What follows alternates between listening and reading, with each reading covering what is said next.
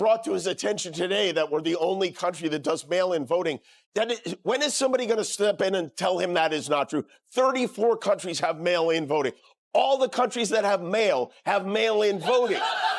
So here's where the real magic comes in. Guess what he did today? That's right. He voted by mail today for the special election in Florida. Jimmy Kimmel sharply criticized Donald Trump after highlighting one major contradiction that instantly made Trump appear dishonest on live television.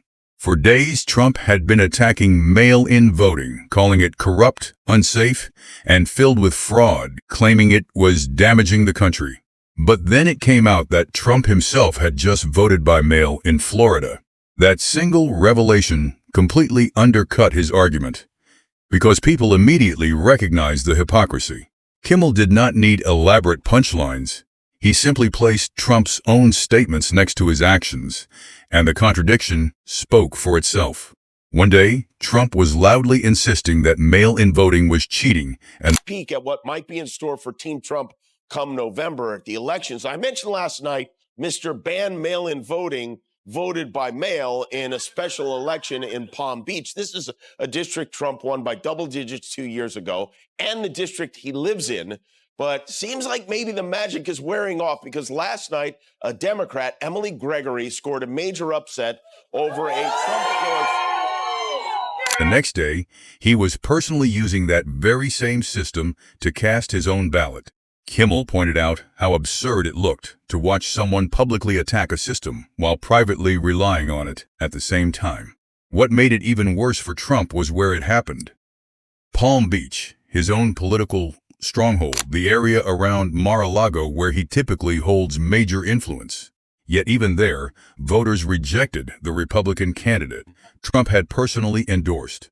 That defeat landed hard because Trump has long portrayed himself as politically untouchable, a kingmaker whose endorsement guarantees success. But suddenly, even his own backyard seemed to be slipping away.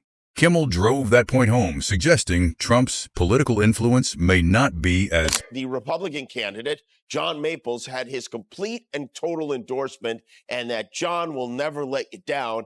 And he's right, he won't, because he's back to work as a financial planner. He lost the race. The idea that Trump voted by mail at the same time he's trying to ram this Save My Fat Orange Ass Act through Congress right now. Powerful as it once seemed, Trump gave the candidate his full endorsement, projected total confidence, and the outcome was still a clear and embarrassing loss to a Democrat. On its own, that was already a damaging headline. But Kimmel did not stop there. He went deeper into what he described as Trump's broader pattern of contradictions, confusion, and constant distraction. Then the conversation shifted to the war, and that is when the segment became especially cutting. Kimmel mocked reports it, claiming Trump was being shown simplified video montages filled with explosions and military strikes instead of detailed intelligence briefings. According to those reports, Trump was allegedly watching dramatic clips of bombs falling and buildings collapsing while advisors avoided presenting the full complexity of the conflict.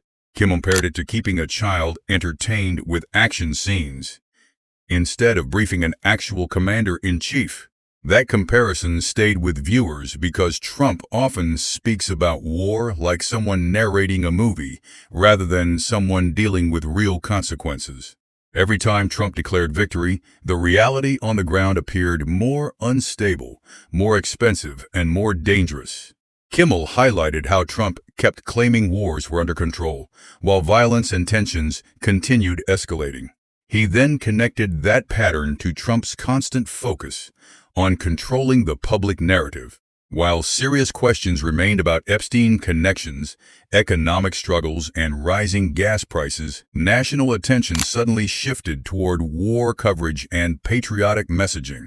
Kimmel openly suggested the timing looked suspicious, as though chaos overseas was conveniently pulling focus away from problems at home.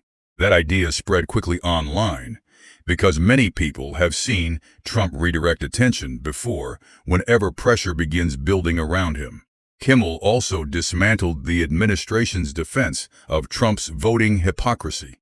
Republicans argued that mail-in voting is secure in states they approve of, but unreliable in states they criticize. Kimmel laughed at how unbelievable that sounded. By that logic, Trump voting by mail in Florida was perfectly safe, while millions of other Americans using the exact same method elsewhere were somehow participating in fraud. Viewers immediately recognized the double standard. The rules never seemed to apply to Trump himself. He condemns systems in public while continuing to use them when it benefits him personally.